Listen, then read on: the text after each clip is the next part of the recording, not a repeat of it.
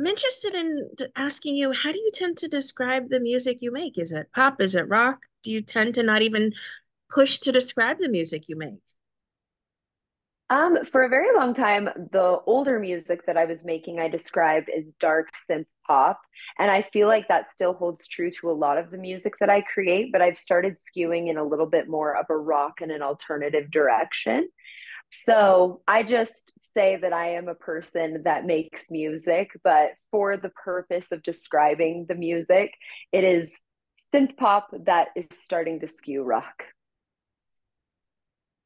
Who were some of the musical influences you had when you were growing up? It's funny because my musical influences don't directly translate to the sound of my music. I think it's more Okay. of a vibe thing. So I grew up listening to Metallica, Fleetwood Mac, Soundgarden, Tool, Typo Negative. And I think I bring a similar essence in lyricism sometimes, or in the way that I put together my songs. But if you were to listen to Typo Negative and then listen to my music, I don't know if you would directly hear the influences. Okay. Well, you've got this new song coming out here in the next few days, Famous by Accident. Certainly inspired by a real life situation. Talk about creating it and wanting to express your feelings about how it happened. Yes. So Famous by Accident was born out of me going incredibly viral last year. I had a video where I was holding a tape measure and I said, I don't think you know how big 12 inches is, alluding to the male appendage. And that was inspired because I'm a book talk girly. So I'm on TikTok and the girls are talking about the romance novels. And every romance novel, a guy has a 12-inch thing. And so I was like, I don't think you know how big that is. That is monstrously large. And that ended up going so viral that on TikTok it has 45.5 million views, on YouTube 30 million views, and across all platforms and reshares it's reached nearly a billion. So that is a huge percentage of the population that has seen me with that tape measure. And it brought a lot of really incredible attention and it really elevated me. I already had a very large TikTok following, but it bolstered me within the mainstream and the public eye.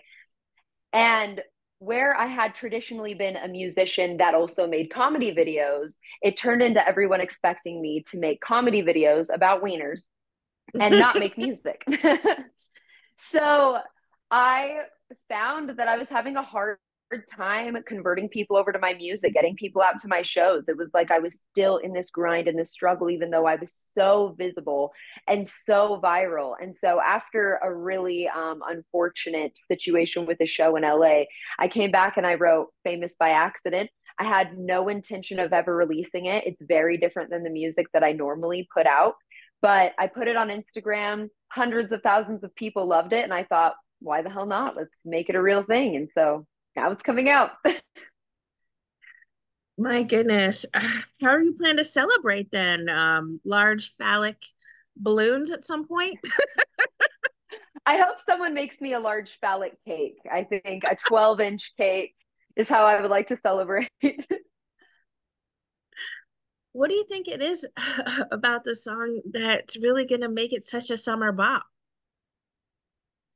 I think it's how self-aware it is. It is genuinely produced like a real good song. It's honestly a higher standard than even some of my past music because I didn't want it to just be a joke.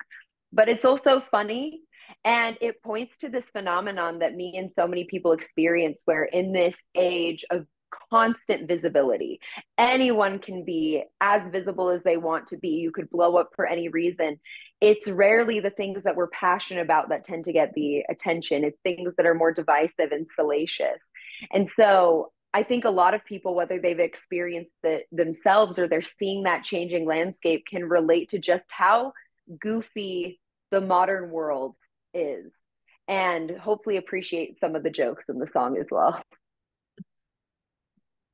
What is your typical songwriting process like? Do you need to have lyrics before you can create a beat, or a beat before you craft your lyrics, or is there no typical songwriting process for you? The lyrics and the music tend to happen simultaneously for me. So I sit down at my keyboard, which is in front of me, or I grab a guitar and I just start playing and humming and starting to ad lib, and the words and the melody will emerge simultaneously because I feel like the lyrics and the melody serve each other. So that's the way that I most enjoy writing music. But I have done it lyrics and then melody, melody and then lyrics. And then how much of a hand do you have in the production side of the music that you make? It depends on the song. I mean, I arrange melodically the whole song. But when it comes to the lead guitar, I usually lean on people that are better at that instrument than me. So I have a good idea of the vibe or the emotion, the feeling that I want the song to convey. But then I allow people that are more proficient in their specific area to fill in those gaps. So I tend to bring in about 60, 70% and people fill in the rest. But with Famous by Accident, I really just had a recording of me doing it on acoustic guitar, and it almost sounded a little country, like blues rock country vibe. And so I brought it to my producer, and he heard it and decided it needed to be a lot cooler. And so he dug in there and actually really created the sound that the song ended up having. Is this just the beginning of an EP or maybe a full album on the way? Yes. So I have a whole year of music scheduled to release. This is the first of a few singles. And then I do have some collections of projects that will come out later in the year. Okay. And will there be a live performance set up for celebrating Famous by Accident here shortly? Any live performances to come? Not a live performance for Famous by Accident, but when I do put out that body of work, I am going to be playing the 23rd of August at the Soundwell in Salt Lake as part of the Mind the Gap Festival. We're combining my release show with this wonderful festival that's centered around women and queer people, and I'm really excited about that.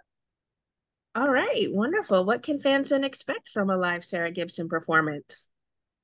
They can expect the music that they hear in their headphones turned up to 11 because yes, that music is all made in a studio, but when it's live, we have the full band, we have the drums, the shredding electric guitar, and we go all out, really rock it up. Who would you love to collaborate with on a song in the future? Oh, that is a fun question because I have my dream people that seem incredibly unattainable, like, James Hetfield or Miley Cyrus. Renee But Rapp then collab with Cera Gibson. Renee Rapp, it's funny because people tell me I look like Renee Rapp. I can see And it. so I'm like, my little sister, let's make a song together. But I also really love artists like Paris. One of my friends I've been wanting to collaborate with for forever. Her name is Cherry Thomas, and she's this emerging artist and has the most incredible sound and voice. And we've been talking about making a song together for forever. So James Hetfield, Miley Cyrus, Cherry Thomas, Manifesting. manifesting.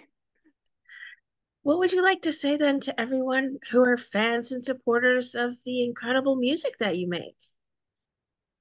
I really want to say thank you because a lot of the people that support my music have been supporting it for a very long time. I've been doing this professionally for 11 years, and I've only been working on this existing project for the last 5, but I have people that have been with me through those whole 11 years, through when I was just live streaming, when I was making blues music, through the TikTok craziness and now. And so truly thank you because as much as I love all the other things that I do, music is my passion. And so the people that have really dived in and listened to my discography, that is incredibly meaningful to me.